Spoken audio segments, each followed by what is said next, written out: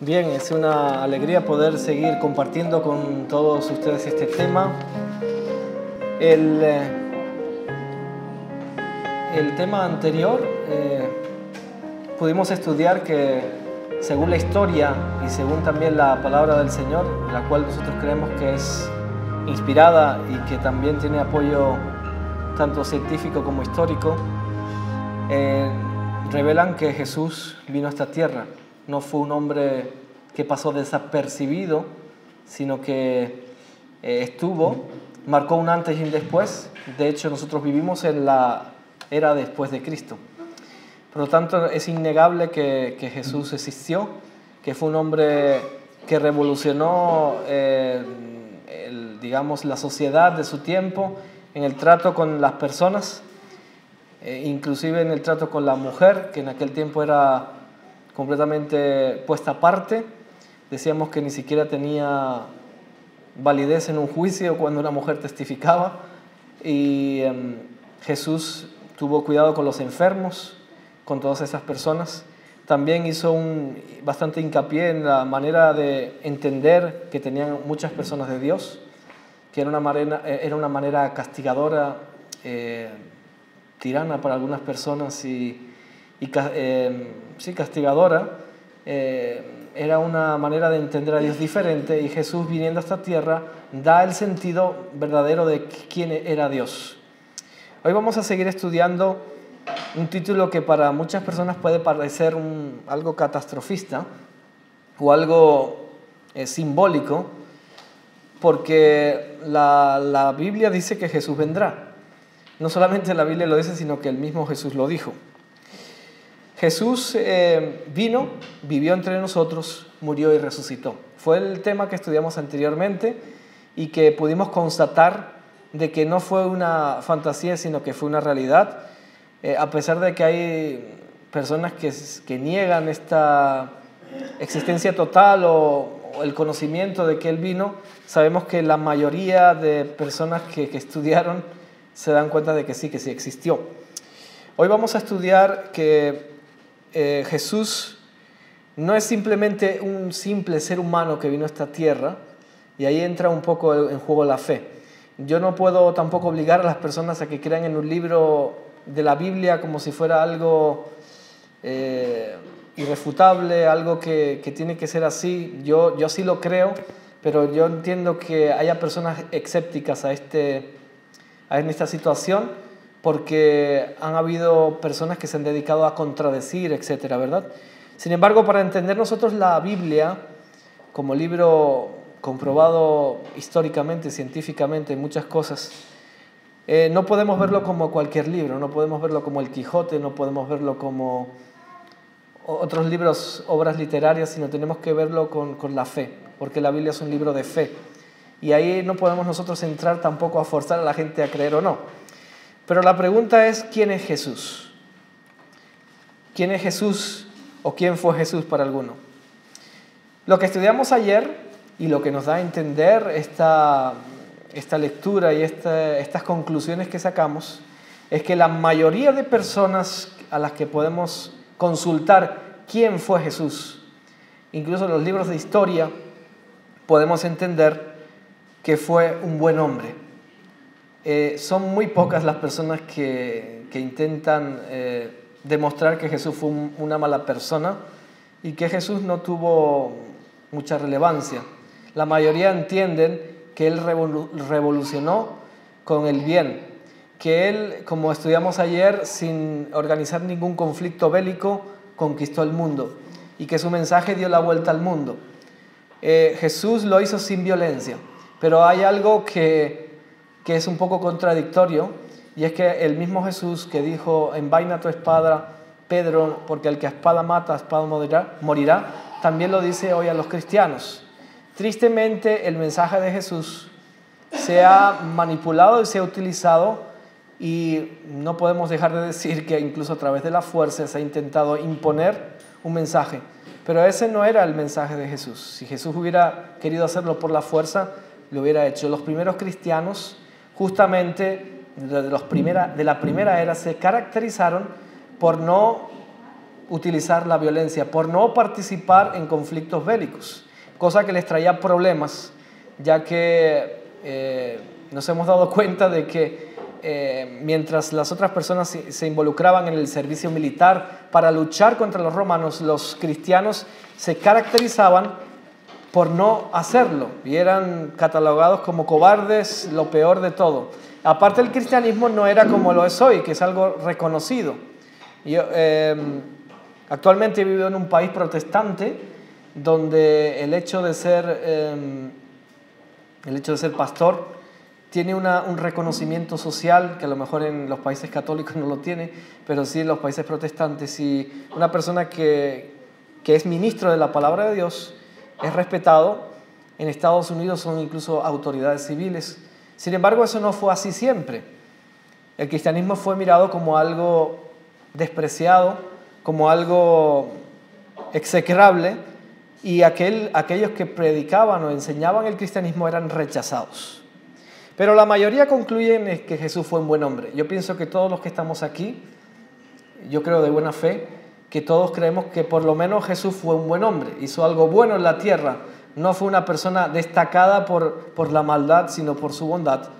Y también creo que, según nos dice la Biblia no es un libro cualquiera, sino que es un libro inspirado, un libro especial, que invito a todas las personas a estudiar la Biblia. También aquellas personas que no tengan acceso a la Biblia, hay aquí disponibles, se pueden hablar con la organización y podemos hacerles llegar. Si no se puede en este momento por la cantidad, se puede en otro momento con la dirección, etc. Es interesante porque, bueno, nada perdemos con estudiar. Si es el libro más vendido de toda la historia, algo tiene que tener, algo podemos aprender, y el saber no ocupa lugar. Aquí no estamos para imponer, simplemente para recomendar, ¿verdad?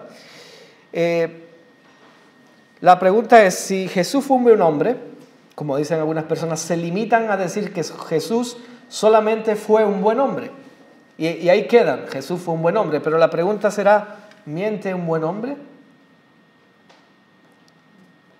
¿Los buenos hombres mienten o no? O sea, yo pienso que a todos alguna vez se nos ha escapado alguna mentira. Pero yo ponerme delante de un juez ahí y decir que esto conste en acta, que esto es así y que es una mentira, me estoy arriesgando mucho. Y Jesús declaró o hizo declaraciones no solamente simbólicas, como piensan algunos, sino literales, en las que Jesús deja entrever algo muy importante. Y yo solamente llevo una opción. Aquí solamente veo dos opciones. Si Jesús existió, si Jesús estuvo sobre esta tierra, hay solamente dos opciones. O Él fue un buen hombre y es quien dice ser, y Él cumple sus promesas, esa es la primera opción. Y la segunda, que hay personas que lo piensan, es que Jesús fue un farsante, que Jesús solamente fue un hombre que existió en esta tierra, que hizo cosas buenas, pero ahí quedó, vivió y murió. Esa muerte no está muy clara, dicen algunos, y ahí hicieron algo para que su cuerpo fuera llevado, etc. Pero hoy vamos a ver las dos opciones y ustedes van a tomar la decisión. Para mí, por supuesto, es la primera, pero como dije antes, todo hay que demostrarlo, y el libro de la Biblia es un libro de fe y no es un libro en el cual nosotros podemos meter por fuerza en la cabeza y no podemos hacerlo. Tenemos que dejar que la razón y Dios actúe también en la mente, ¿verdad? Jesús hizo varias declaraciones importantes. Yo soy el pan de vida. El simple hecho de decir yo soy, cuando vamos al contexto sociocultural de los judíos, estudiamos la Biblia, el simple hecho de una persona decir yo soy en la forma que la dijo Jesucristo ya era un hecho de que lo querían matar. Porque cuando él decía yo soy, estaba diciendo yo soy Dios. Y Jesús se declaraba a sí mismo Dios. Y para aquel momento decir yo soy, Yahvé para los judíos, era una blasfemia tan grande que en algunas ocasiones intentaron incluso quitarle la vida, pero Dios no se lo permitió en ese momento a los judíos. Cuando él lee las profecías del Mesías, se sienta en la sinagoga y comienza a leer los rollos de la Escritura en el profeta Isaías. He venido a a dar paz, a curar a los enfermos, etc. Y él dice, esta promesa se ha cumplido hoy en mí. Los judíos casi lo matan. Él tuvo que escapar de alguna manera milagrosa. Cuando Jesucristo declaraba yo soy el pan de vida, quería decir que ustedes no tienen, ustedes están viendo a Dios, lo están rechazando. Hay muchas maneras que ustedes están enseñando, sin embargo yo soy el pan de vida. Jesús dijo yo soy la luz del mundo. El mundo estaba en oscuridad en cuanto a Dios. El mundo había desvirtuado por completo la imagen de Dios y se había todo centrado en una serie de ritos. Tengo que hacer esto, tengo que hacer lo otro, como hoy casi se ve muchas veces en la sociedad. Para conseguir algo tenemos que trabajarlo. Ayer lo dije, tuve la oportunidad de estar varias veces en Jerusalén. Visité el lugar donde se dice que crucificaron a Cristo y el sepulcro, y ahí ponen un sepulcro. Por eso yo digo que la gente tiene derecho también a no creer, porque a veces es que se tergiversa tanto la Escritura, y nosotros como cristianos decimos ser cristianos y hacemos otra cosa, que hay personas que tienen derecho ¿cómo se dice?, a ir en contra porque no ven en el cristianismo lo que realmente Jesús enseñó. Pero eso no es tampoco una excusa para nosotros hacer lo que queramos.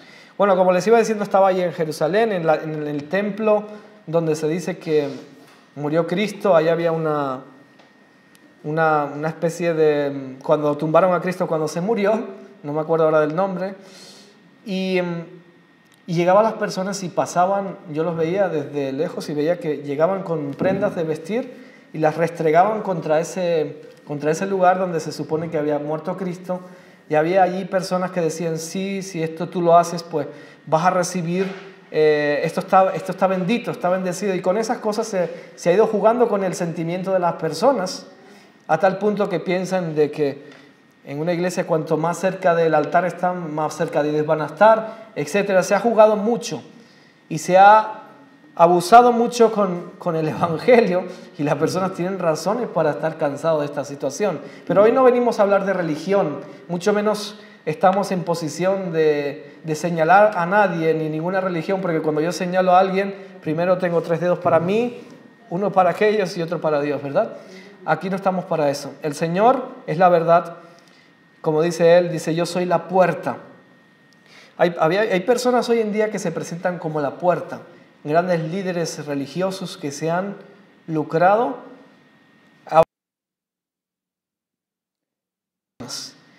Pero Jesús no dijo esto. Jesús dijo, yo soy la puerta. Y llegó un momento en el que su manera de vivir, siendo el rey del universo, nosotros lo creemos. Él dijo un momento en la palabra de Dios, ni siquiera tengo un lugar donde recostar mi cabeza. Eso es una lección que nos da de humildad muy grande y que nos sirve a nosotros también de inspiración. Jesús dice, yo soy el buen pastor. Hay buenos pastores y hay malos pastores. Yo soy la resurrección y la vida.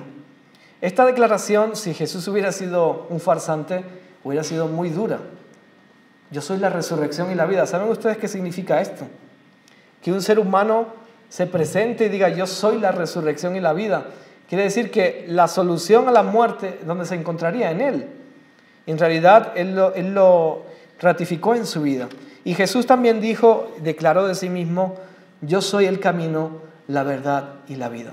La cuestión es que si Jesús, en el supuesto de que fuera un farsante, tendría que ser una persona muy, siento decirlo, muy retorcida, para jugar así con los sentimientos de las personas y centrar en sí toda la esperanza para decir, yo soy el camino, la verdad y la vida. Este Jesús, hay religiones que lo entienden de otra manera. Por ejemplo, hay religiones que entienden que Jesús fue solamente un profeta, pero que hay otros profetas que llevan solamente a Dios. No quiero nombrar religiones, pero ustedes sabrán de lo que se trata. Solamente Jesús fue un simple profeta. Sin embargo, si Él solamente fue un profeta cualquiera, Él no podía decir de sí mismo, yo soy el pan de vida, yo soy el camino, la verdad y la vida, y nadie viene al Padre sino por mí. O Jesús fue o no lo fue. No podemos quedarnos en ¿qué? en la mitad. No podemos tomar un punto medio, o Jesús fue o no lo fue. Es un paquete completo, lo aceptamos o no lo aceptamos. Y Jesús dijo, yo soy la resurrección y la vida. El que cree en mí, aunque esté muerto, vivirá. Esto es una declaración también muy abarcante, de mucha esperanza. Porque, bueno, hoy estamos en un hospital y hoy podemos ver que hay personas que han sido desahuciadas por la ciencia. Los médicos han hecho todo lo que han podido y esto pasa, tristemente es así. Hay buenos profesionales, pero hay casos en los que ya no se puede hacer más y las personas son mandadas a morir a su casa. Sin embargo, los profesionales, la ciencia, para un cristiano no tienen la última palabra. Nosotros respetamos porque son personas instruidas, Dios los utiliza y no podemos tampoco ir por encima, no podemos ir de listos y diciendo que no se sabe nada y que no. La ciencia llega hasta donde tiene que llegar y esto combinado con el crecimiento espiritual tiene también una verdad. Aquí tenemos el caso de un hombre que nos acompaña en el que la ciencia le dijo: te vamos a tener que cortar 3 o 4 dedos de los pies. ¿Cuántos eran? 3 o 4. 5 dedos. Le iban a quitar todos los dedos. Yo lo fui a visitar al hospital en esa ocasión y ustedes saben lo que es la necrosis. Necrosis es casi gangrena y eso ya no, que los médicos decían, hay que quitamos primero este y después el otro para que te compense y todo el tema ¿no? Entonces, claro, en su conocimiento ellos hicieron. Sin embargo, esta persona dijo, bueno, yo quiero probar algo alternativo y comenzó a aplicarse una terapia natural. Algo tan simple como una cataplasma de cebolla y creo que arcilla también. Y oración y fe.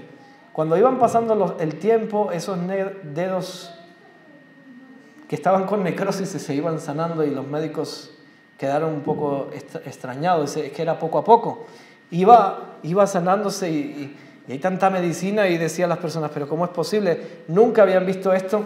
Esta persona que está aquí entre nosotros, después les puede dar el testimonio mejor que yo, iba al médico y la doctora llamaba a otros y le decía, ¿qué es esto aquí? Y le sacaban fotos para compartir con sus colegas, porque para ellos era algo inaudito, algo que no se salía de lo normal. Aquellas personas que estudian y que tienen el conocimiento de la ciencia, como dije antes, tienen su mérito, estudian por algo, pero hay cosas que nosotros no podemos solamente limitar a la ciencia. Y para la gloria de Dios, digo yo, aquí está esta persona que está caminando y no le han cortado los dedos, y no solamente eso, sino que está aquí y que camina y que hace una vida normal. Es solamente un ejemplo corto. Nosotros no podemos ser tampoco imprudentes y decir cebolla para todo. Eso fue un caso perdido, algo que ya los médicos no le daban solución y que hay personas que dicen, oye, yo no quiero que me corten nada de mi cuerpo, por algo estar ahí, ¿verdad? Entonces la fe en los remedios naturales también tiene algo. Jesús también, cuando le vino un ciego, el ciego Bartimeo, él dice que tomó arcilla, escupió sobre ella y le puso sobre los ojos y ese ciego se sanó. ¿Qué médico te va a decir esto? Esto es algo imposible. Se puede combinar realmente la medicina con la fe. De hecho, lo dije ayer, los médicos saben que los pacientes que tienen fe se recuperan mucho mejor, afrontan el dolor de otra manera y son pacientes más tranquilos, son más pausados. Por lo tanto, la fe no es algo baladí, no es algo que sea algo de una fantasía, es una realidad. Y Jesús dijo, yo soy la resurrección y la vida. El que cree en mí, aunque esté muerto, vivirá. Jesús tiene la última palabra en todas las cosas. Y es verdad, estudiamos ayer el proceso en el cual la humanidad llegó a la muerte, pero esto es una declaración muy bonita que nos llena a nosotros de esperanza. Esto es algo que a lo mejor lo hemos escuchado muchas veces en películas, en otras declaraciones, pero que a veces no lo hemos aplicado personalmente a cada uno de nosotros. Como dije, yo he tenido la oportunidad en mi ministerio de acompañar a personas justo al borde de su muerte. Tengo el caso también de un niño que estaba por aquí en otro hospital de España. Me llamaron y había una señora que decía: yo necesito un pastor que me venga a consolar porque mi hijo está mal. Esta persona no sabía que su hijo estaba pronosticada que no iba a salir. Aquí tenemos a otra persona que estuvo conmigo me acompañó y me dejó ahí en el hospital, la esposa, ¿no? Precisamente su esposa trabaja en un hospital y me dice: mira, esto es algo que yo no puedo decirte, pero a esta mujer le han pronosticado que su hijo de 8 años no va a pasar, no va a salir del hospital. Y la mujer no lo sabía. Y yo tenía que prepararla psicológicamente para ese trance. Estaba en metástasis, estaba con un tratamiento de quimioterapia. Y entramos a la habitación y teníamos que ponernos la mascarilla. Y ahí estaba ese niño sin pelo, jugando a un videojuego y parecía que no atendía. Era un niño enfadado con la vida porque él entendía a su edad que algo no andaba bien. Él sentía en su cuerpo que la situación no estaba bien. ¿Qué hace una persona en esa situación? ¿Qué harían ustedes? Pónganse en mi lugar. Y las personas buscan una solución en una persona que yo no me considero nada, simplemente algo consejo. Pero ahí es donde realmente uno se encuentra con la muerte en un niño tan pequeño, 8 años. ¿Qué culpa tiene este niño para estar así? El caso fue que hablamos con su madre, le hablamos un poquito de lo que era la muerte, qué es Jesús, qué significa para nosotros Jesús. Y yo relaté, arriesgándome, un texto de la Biblia en el que había un leproso en el que fue sanado y que ese caso era perdido y que el Señor pues lo sanó. Para todos los médicos estaba perdido, pero que Él le sanó. Y yo hablé con ese niño porque nosotros pensamos que los niños están ahí, que no entienden nada, pero hay niños buenos y niños malos. Hay niños que son utilizados hoy en las calles para delinquir, para hacer muchas cosas. Un niño con 8 o 10 años ya entiende muchas cosas. Y a mí me tocó hablar con ese niño personalmente. Yo me acuerdo, tenía una máscara, yo tenía la máscara, él no. Y yo le dije: ¿tú crees en Jesús? Y él me dijo: sí, bueno, yo he estudiado un poquito de Jesús. Y le digo: tú sabes que si tú aceptas a Jesús, aunque te pase algo en la vida, dice: sí, yo sé que me voy a morir. Aunque te pase algo en la vida, tú sabes que tú puedes tener la vida eterna. Eso no es fácil. ¿Cómo le voy a decir yo a un niño esa mentira? Eso no es una mentirita de que tú te mueres y vas al cielo. Mirarle a los ojos a un niño que se está muriendo y decirle esa situación no es fácil. Yo quiero que se pongan en mi lugar. Y si este mensaje fuera mentira, yo sería también un impostor y sería un manipulador. Y yo le dije: ¿tú aceptas que Jesús es la resurrección y la vida? Y él estaba jugando al videojuego y paró y dice: sí, yo lo acepto. En ese momento su rostro cambió y tuvo paz.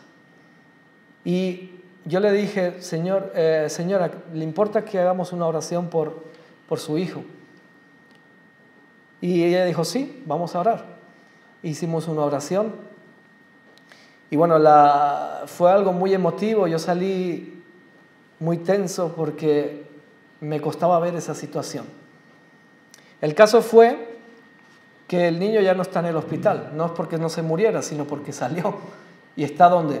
Wilson nos lo puede decir. Está con sus padres, está bien y se recuperó. Pararon los vómitos.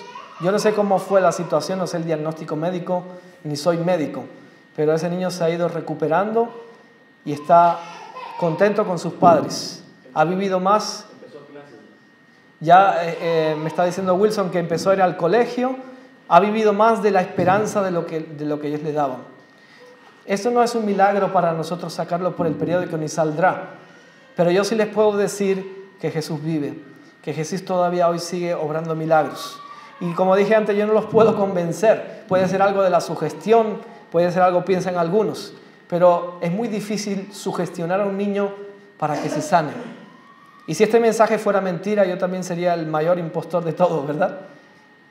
Lo he visto con mis ojos y yo sé que Jesús vive.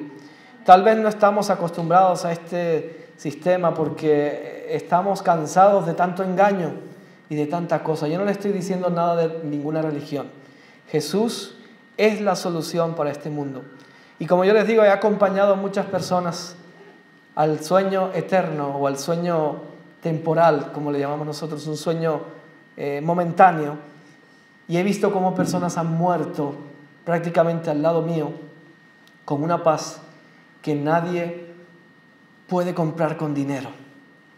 Personas que han ido en paz a descansar. Y eso es lo que yo quiero transmitir en esta tarde con todos.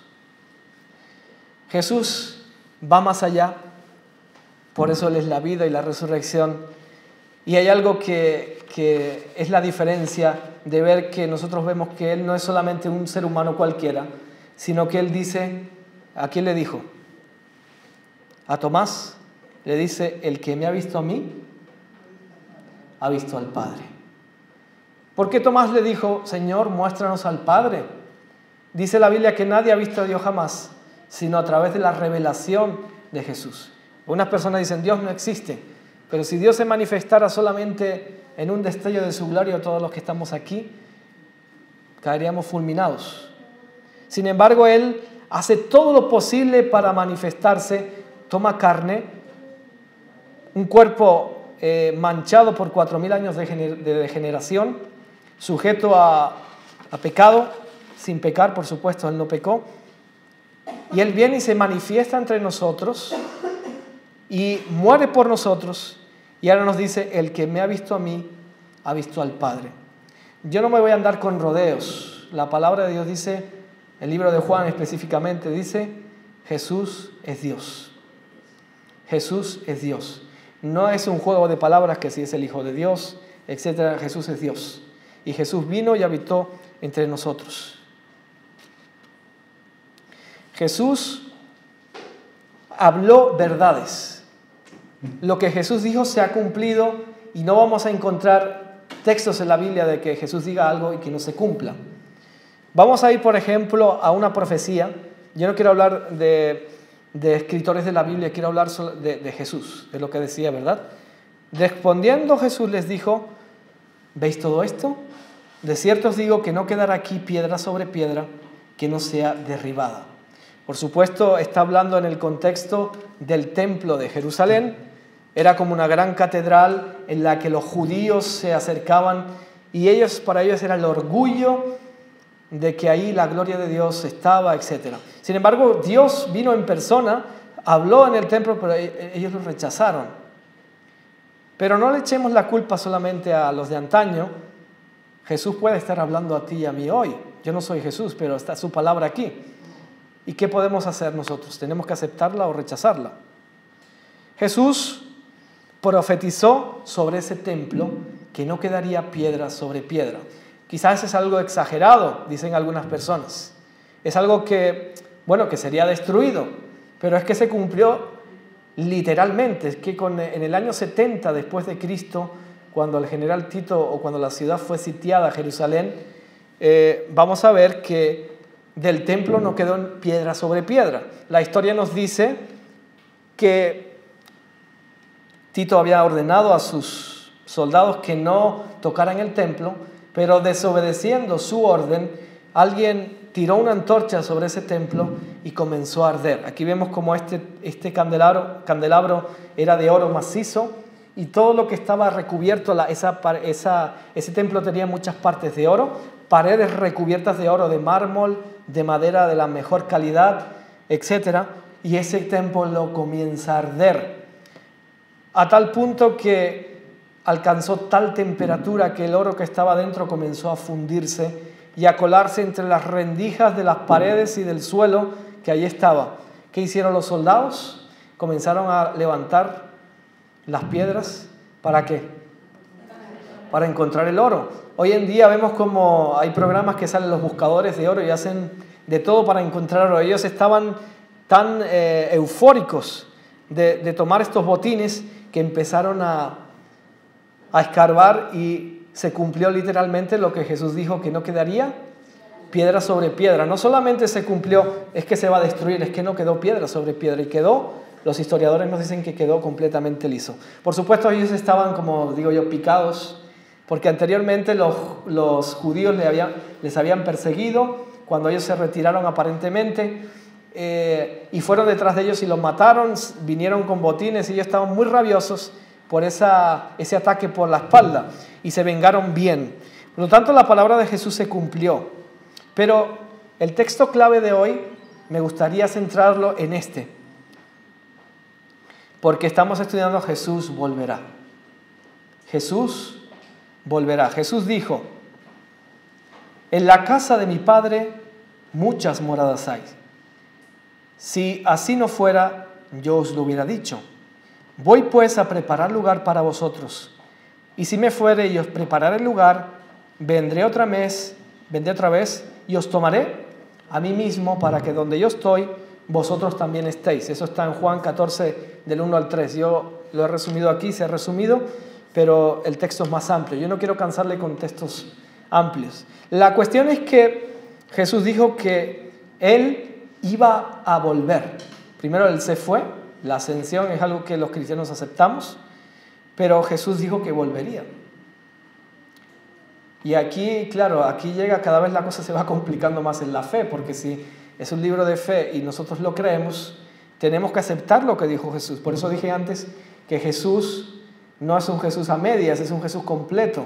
En Él está toda la verdad, la vida, y Él a veces nos pide, como siempre nos pide que le creamos con todo nuestro corazón. Y Él dice que cuando Él estuvo 40 días después de su resurrección, se apareció a los discípulos. Hay testimonios de personas. Primeramente los soldados se dieron cuenta de que Jesús había resucitado, no porque se lo dijeron, sino porque ellos mismos vieron como un ángel apartaba la piedra que tapaba el sepulcro de Jesús, que estaba custodiada por 100 soldados y que tenía un precinto que nadie podía quitar por orden real, por decreto, perdón. Y esa piedra se movió y los 100 soldados que estaban allí quedaron atónitos y fueron a contarle a los sacerdotes lo que habían visto. ¿Y qué hicieron los sacerdotes? Pagaron grandes sumas de dinero, los compraron para que ellos no dieran el testimonio de la resurrección de Jesús.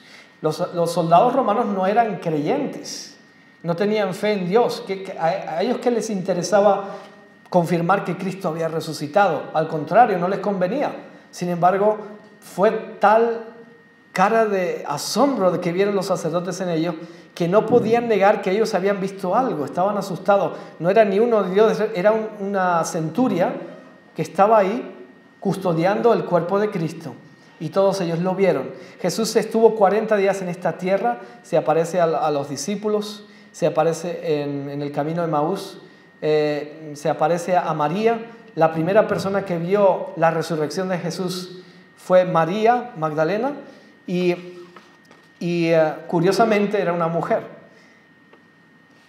Esto instaura un antes y un después en la vida de la mujer. Y Jesús se le revela primeramente a una mujer, no se le revela a un hombre. Había tanto machismo en aquel tiempo que para ellos, incluso cuando ella fue a confirmarle, dijeron, no, eso es mentira, esta mujer está loca. Pero lo tuvieron que constatar por ellos mismos. Jesús murió y resucitó. Y Él dice que está haciendo algo que nos interesa a cada uno de nosotros. ¿Dónde está Jesús y qué está haciendo y qué pasa con la fe? Porque la gente dice muchas cosas.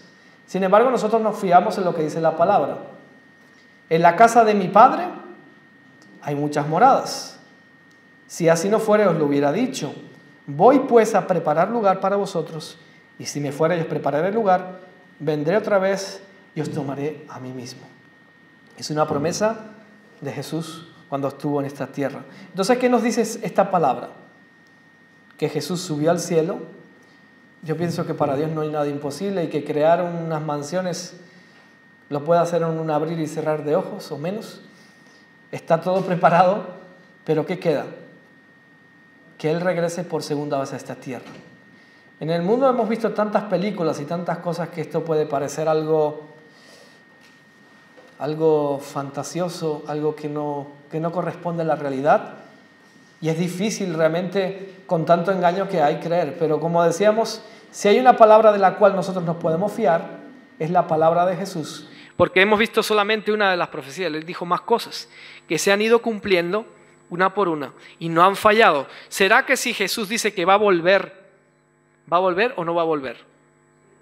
Bueno, yo le digo y les repito otra vez, no estamos obligados a creer que Jesús va a volver, pero sí hay bastantes evidencias que lo muestran. Yo así lo creo, yo así lo asevero, pero hay bastantes pruebas. Y el mismo Jesús, para aplacar la incredulidad de las personas, dejó señales que muestran que Él va a volver. El mundo sabe que algo va a pasar, algo raro está pasando a nuestro alrededor. Antiguamente alguien nos tocaba la puerta y decían arrepiéntete que viene el Armagedón y esta gente está loca y esto, no sé, hay gente que se dedica, son muy catastrofistas y ya uno se cansa de la religión. Esto siempre me hablan de lo mismo, yo ya no quiero saber nada de estas personas porque solamente me hablan de perdición, de Armagedón y de tantas cosas, ¿no?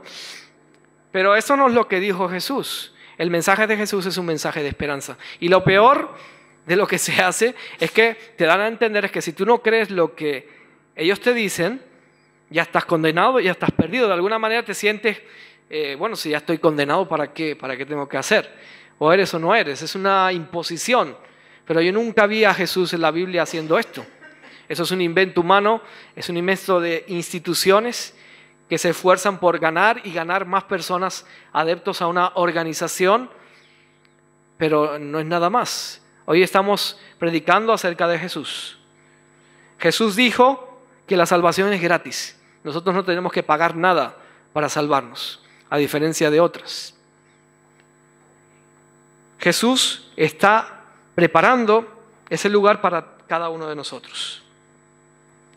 Y Jesús dijo, bueno, yo sé que muchas personas no van a creer. Por lo tanto, voy a dar unas señales para que ustedes vean que lo que yo dije es verdad, que lo que está pasando es verdad, que lo que está pasando a nuestro alrededor no es solamente un capítulo de un libro dramáticamente que nos vamos a perder y que todo esto va a ser destruido. Este capítulo no termina aquí, esto va más allá. Si solamente nos centramos en el capítulo triste, por supuesto, nos vamos a amargar y nos vamos a asustar. Este mensaje de hoy no es un mensaje de susto, sino es un mensaje de esperanza. Porque ya la ciencia nos dice que a poco tiempo este mundo algo va a pasar, la naturaleza se está degradando a tal punto, los polos se están derritiendo, el nivel del mar está subiendo, las enfermedades, etcétera. Va a caer un meteorito, dicen algunos, etcétera. Sin embargo, yo no me voy por las ramas. La Biblia dice que Jesús volverá y que va a remediar la situación de este mundo. Puede parecer hasta incluso chistoso para algunas personas. Dicen, ¿cómo es esto? ¿Tan fácil es que venga Jesús y que remedie todo esto? Pues yo así lo creo. Y así murieron miles de personas y millones creyendo en esta esperanza. Yo no quiero cansarles con mi voz, voy a ponerles un vídeo pequeño. Me voy a centrar en las señales que Jesús dijo y después continuaremos con el tema. Así yo también, ustedes descansan un poquito de mi voz. Este vídeo dura 5 minutos y he considerado que el vídeo va más rápido, es más dinámico y así yo no hablo tanto, no me quiero extender, sino que se queden con la información.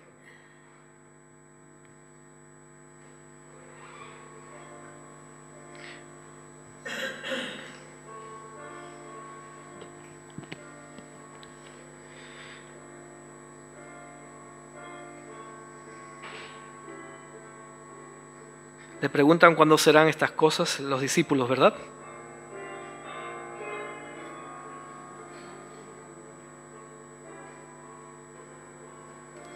Porque vendrán muchos en mi nombre, dice, diciendo, yo soy el Cristo, y a muchos engañarán.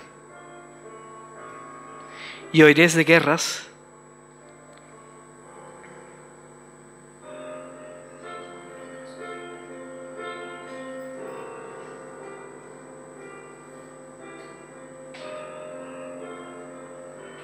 y rumores de guerra.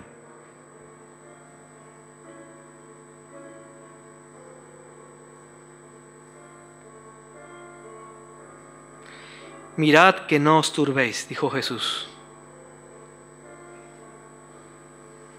porque es necesario que todo esto acontezca.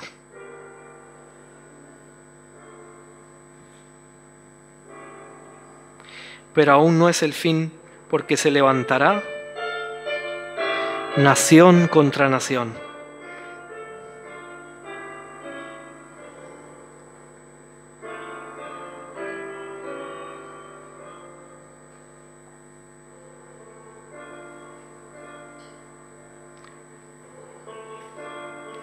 Se levantará también reino contra reino.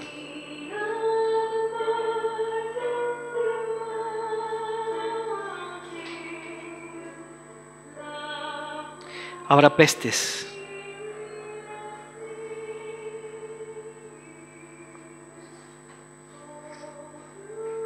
Y hambres.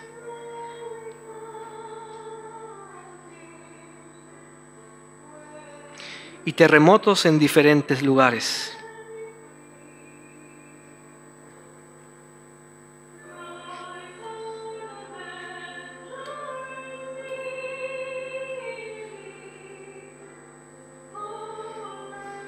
Y todo será principio de dolores.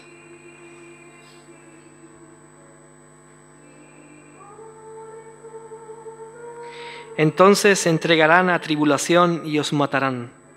Os entregarán a tribulación y os matarán. Y seréis aborrecidos de todas las gentes por causa de mi nombre.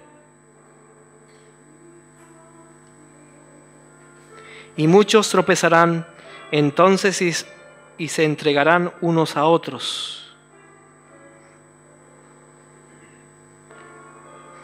Y unos a otros se aborrecerán.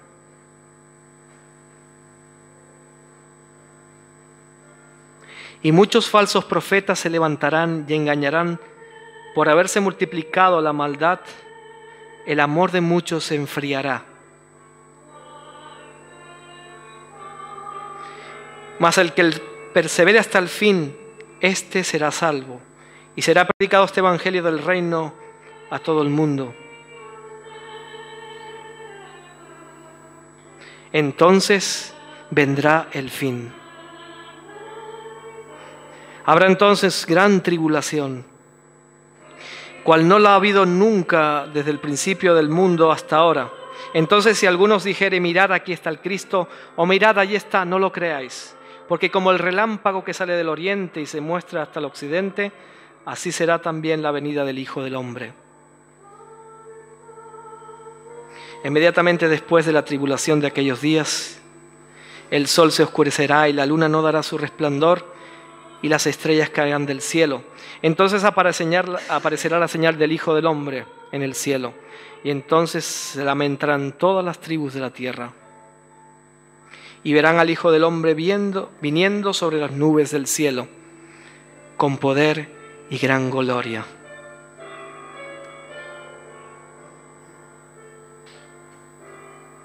Ciertamente vengo en breve, dice el Señor Jesús. Esto es una presentación que encontré en internet, no es de producción propia. Aquí está resumido todo lo que dijo Jesucristo.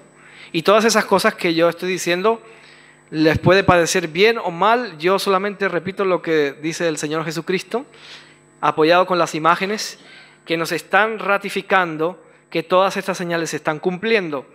Falsos profetas, falsos mesías. Esto no incluye solamente del cristianismo, sino también de las religiones que dicen que tenemos que matar y que tenemos que hacer tantas cosas para llevarnos a gente al cielo, y como esto va en contra de la palabra de Dios. Guerras y rumores de guerra, yo no los voy a convencer porque esto está a la orden del día. ¿Hay hambre en el mundo, sí o no? Está habiendo tanta hambre, ¿verdad? Dice que 40.000 niños mueren diariamente por hambre. Terremotos. ¿Qué les voy a decir de terremotos? ¿Cuál fue el último terremoto? Y se van aumentando cada vez más.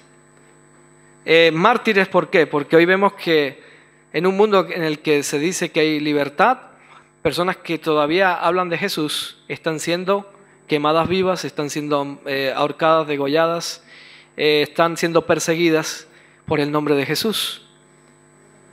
Falsos profetas, no hace falta ni que les diga tampoco que hay falsos profetas, hay muchos, ¿verdad? Iniquidad y rampante enfriamiento de la fe, y el evangelio expuesto por todo el mundo. Así que esto era lo que Jesús quiso enseñar para mostrar que Él está cerca, que Él está a las puertas. Pero el mensaje que nosotros venimos enseñándonos es un mensaje catastrófico. Esto es un capítulo de la Biblia. Y por supuesto, para una persona que es mala, la venida de Jesús va a ser algo terrible, porque un ladrón que se está lucrando y que está abusando del pobre y que le digan que el grifo se le va a cortar, le va a costar bastante. Y dice la Biblia que llegará un momento que cuando lo vean venir, digan que caigan estas piedras sobre nosotros porque no soporto esta venida. Son gente tan mala que no podrán soportar la venida de Cristo. Pero para las personas buenas, como la mayoría de los que aquí estamos, que esperamos algo mejor, esto no va a ser una catástrofe, será algo bonito, porque el mensaje del Evangelio no es un mensaje de condenación, sino que es un mensaje de esperanza. Recuerda que hay alguien que no quiere que tú sepas esta verdad. Incluso la Biblia habla de que el enemigo, el diablo, como nosotros lo conocemos, intentará imitar la segunda venida de Cristo. Yo digo, si eso es falso, si Cristo no va a venir, ¿cómo será que el enemigo querrá imitar algo que no existe? La copia es de algo verdadero. Y hay algo interesante que dice que el diablo conoce tu nombre, pero te llama por tu pecado. Aquí habrá personas que sentirán en algún momento de su vida que le llaman por el nombre del pecado. Eres un borracho, eres un ladrón, y Satanás está todo el rato ahí. Y eso nos hace sentir mal. Pero dice, Dios conoce tu pecado, pero ¿por qué nombre te llama? Por tu nombre. Como dice la canción, sonriendo, has dicho mi nombre. Yo he conocido personas que han sido delincuentes, que han estado en la cárcel, y todos reciben sobrenombres, el Kinky, el no sé quién y el no sé cuánto, pero cuando tú lo llamas con respeto, con su nombre, la gente se siente atraída. Jesús trató con respeto a todas esas personas. El diablo conoce tu nombre, pero te llama por tu pecado. Está todo el rato acusando. ¿Y qué dice el diablo? Te vas a perder, no vas a salvarte, tienes que hacer esto, tienes que hacer lo otro. Ya de eso tenemos suficiente. Yo le digo a la gente que ya para eso tenemos suficiente. Sin embargo, Cristo nos dice que Él conoce nuestro pecado, pero nos llama por nuestro nombre. Porque en Él encontramos la paz de saber de que hayamos hecho lo que hayamos hecho cuando confesamos nuestro pecado. Él nos mira como si nunca hubiéramos pecado. Y aquí se le acaba el negocio a muchas personas. Porque hay personas que tienen como negocio que le cuentes sus problemas para que después ya te haga sentir bien y ya está, y pones ahí un poquito de dinero y ya está, vete a tal parte. Sin embargo, dice la palabra de Dios que no hay otro medio de todos los hombres sino Jesucristo por el cual nosotros podamos ¿qué? Ser salvos. No hace falta una persona, no hace falta un pastor, no hace falta un sacerdote. Hoy, los que estamos aquí sentados podemos rogar al Padre y podemos sentirnos perdonados. Pero el perdón no es solamente un sentimiento, es una realidad.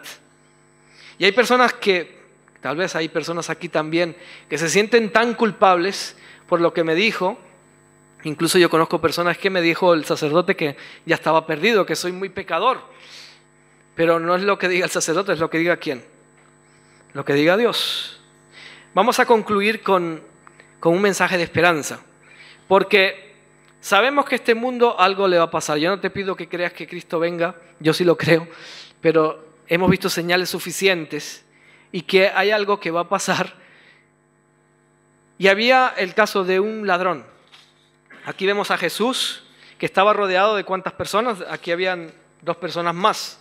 Ahora no recuerdo si era el de la izquierda o de la derecha. Le estaba insultando y le estaba diciendo, bueno, si tú eres Dios, ¿por qué no haces que nos bajemos de esta cruz? Y no han oído ustedes, si tú eres cristiano, ¿por qué te portas así?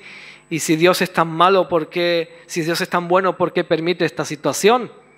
¿Dónde está Dios cuando, en el caso de este niño que yo estaba viendo, yo no sabía por qué Dios estaba permitiendo a este niño que pasara por esa situación?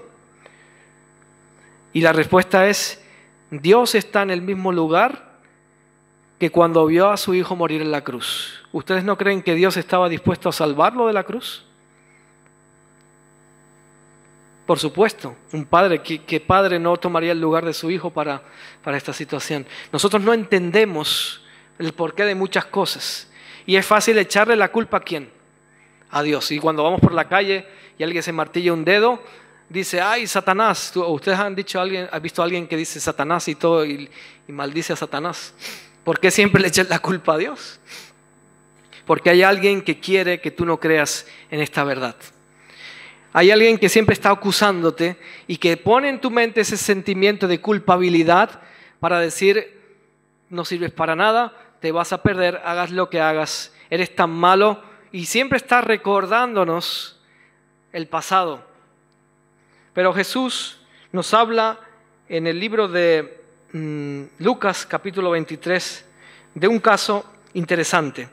Él estaba a punto de morir, ya tenía bastantes problemas en su vida para soportar todas estas cosas. Nosotros a veces nos duele un diente, una muela y estamos de mal humor. Se nos presenta el niño y rompe los papeles que queríamos llevar y nos saca de quicio y decimos, ¿por qué esta situación? Jesús no le dolía ni una muela ni un diente, estaba descoyuntado, maltratado, insultado, escupido y todo lo que podía pasar. Ya tenía el suficiente en su vida para decir, bueno, déjenme en paz, déjenme morir tranquilo. Sin embargo, él tuvo tiempo y paciencia para decir, perdóneles porque no saben lo que hacen. Perdona a los padres porque no saben lo que hacen. Y ahí había otro ladrón, había otro delincuente, a la derecha, a un lado, ahora no sé a qué lado estaba, disculpen, pero estaba a un lado y diciendo, si tú eres Dios, bájate de esta cruz y sálvanos a todos. Y si tú eres el médico que resucitaste a los muertos, hiciste tantas cosas, ¿por qué no te bajas de la cruz? Hoy también hay esa posición. Yo no creo en Dios porque no veo nada, no lo he visto. Yo no he visto a Dios y yo hasta que no lo vea no lo creo, como decía Tomás, ¿verdad? Sin embargo, a la derecha había otro ladrón, un buen ladrón, como digo yo, que reconoció la situación de su vida. Su vida estaba llegando al término. Yo no sé si ustedes han estado en algún momento al borde de la muerte. Han sentido que la muerte está en el cuello, como dicen algunos, está ya de esta no paso. Y cuando estamos en el borde de la muerte parece que nuestra vida nos pasa por un momento por delante y decimos, aquí ya no está mi amigo fulanito ni menganito, aquí estoy yo solo delante de la muerte y hay algo que hacer. Y entramos a lo mejor en una desesperación. Aquí estaba este hombre rendido, ya no podía hacer nada más. ¿Quién era aquel hombre? Yo había dicho que es un ladrón y tenía que haber hecho cosas malas para morir en la cruz, porque solamente los malos, los peores ladrones, asesinos y todos estaban ahí en la cruz. La excepción era Cristo. Y uno de los malhechores estaba colgado y le injuriaba diciendo, si tú eres el Cristo, sálvate a ti mismo y a nosotros. Pero respondiendo el otro le reprendió y diciendo, ni aun tú temes a Dios estando en la misma condenación. Y dice él, y nosotros a la verdad justamente padecemos porque recibimos lo que merecieron nuestros hechos, mas este ningún mal hizo. Y le dijo a Jesús, el texto que está aquí escrito, acuérdate de mí cuando vinieres en tu reino. Entonces Jesús le dijo, de cierto te digo hoy, que estarás conmigo en el paraíso. Aquí encontramos el caso de una salvación en el último momento. Esa es la manera en que Jesús actúa y que queda registrado en la Biblia. Aquí no nos está hablando de un hombre que se dedicaba a ¿quién? ¿Quién era ese hombre, el que estaba hablando con Jesús? Era un buen hombre, ¿verdad? Había hecho muchas buenas cosas y claro, era como Jesús que estaba ahí muriendo. Al contrario, él reconoce que hizo malas cosas. Él reconoce que había robado, que había hecho muchas malas cosas y él reconoce que merecía estar en ese lugar. Sin embargo, se atreve a hacer algo que nadie se atrevió hasta ese momento y es pedirle a Jesús en el último momento de su vida que le rescatara, que salvase su vida. ¿Y qué hizo Jesús? ¿Qué hizo Jesús? Déjame en paz, le podía haber dicho, tú estás pagando lo que mereces. Cuando alguien nos hace algo malo, ¿qué le decimos? Yo te lo dije, lo siento. Cuando el esposo o la esposa engaña a su marido y le van a pedir perdón, no te voy a perdonar, lo siento. Cuando alguien hace algo malo, no siento, no te perdono. Aquí estaba en juego la vida de este hombre y le dice a Jesús, acuérdate de mí cuando vengas en tu reino. Pero lo más bonito de todo es que el Señor salvó la vida de este hombre. Lo que yo quiero transmitir para concluir es que el mensaje de Jesús es este. Ni tú ni yo merecemos la vida eterna. Tú y yo somos aquel ladrón en la cruz. A lo mejor no hemos robado ni hemos matado, pero hemos hecho otra cosa. Para Dios es todo lo mismo. Robar y matar es lo mismo que mentir y nosotros le ponemos medida, pero para Dios es todo igual. Ni tú ni yo merecíamos la vida eterna. ¿Y qué es lo que hace Jesús? De cierto te digo hoy que estarás conmigo en el paraíso. Este hombre recibió la salvación. ¿Y cuánto le costó? ¿Cuánto pagó para salvarse? ¿Cuántos años de buenas obras tuvo que hacer? ¿A cuántas personas ayudó? ¿A qué lugares viajó para darle de comer a los pobres? ¿Cuántas horas de peregrinación tuvo que hacer? ¿Cuántos latigazos se dio? ¿Cuántas millas de rodillas tuvo que correr? ¿Cuántos kilómetros? En el momento recibió la salvación. Por supuesto, yo creo que si ese hombre se hubiera salvado, su vida no hubiera sido ¿qué? La misma. ¿Ustedes creen que hubiera sido un ladrón y que hubiera seguido igual? Jesús conocía su corazón.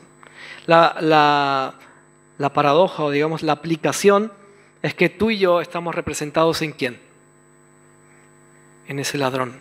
Cuando el mundo nos dice a nuestro alrededor, para salvarte tienes que hacer esto, esto y esto, el Jesús en el que yo creo es en aquel que perdona mis pecados cuando los confieso de corazón. Esta confesión que hizo este hombre era una confesión desesperada. Y él, yo digo pícaramente que él de alguna manera robó la vida eterna, se la ganó pícaramente, porque él no tuvo, digamos, él aprovechó esa oportunidad, no pícaramente, sino sinceramente aprovechó esa oportunidad y como se dice, le echó cara a la situación. Y como se dice, el que ya no lo tenemos por delante, pues le vamos a pedir al Señor. Pero no fue algo motivado solamente por eso, fue motivado por un arrepentimiento verdadero. Ahora la pregunta es, si este ladrón en la cruz, condenado a muerte, agonizante, fue perdonado por Dios, ¿qué aplicación le podemos dar nosotros? ¿Será que tu pecado y mi pecado es tan grande que el Señor no nos va a perdonar? ¿Qué creen ustedes? ¿Será que si hoy yo voy a Jesús, a ese Jesús al que yo creo, y le digo, Señor, he cometido errores en mi vida y no tengo paz en mi corazón, perdóname? ¿Será que el Señor no me va a escuchar? Yo creo en ese Dios perdonador, yo creo en ese Dios que perdona el pecado. Isaías capítulo 1, versículo 18, nos dice, en resumen, que no importa el color del pecado. Isaías 1:18, perdón. Si alguien tiene Biblia y lo puede, por favor, leer y me ayuda un poquito con la situación. Isaías capítulo 1, versículo 18.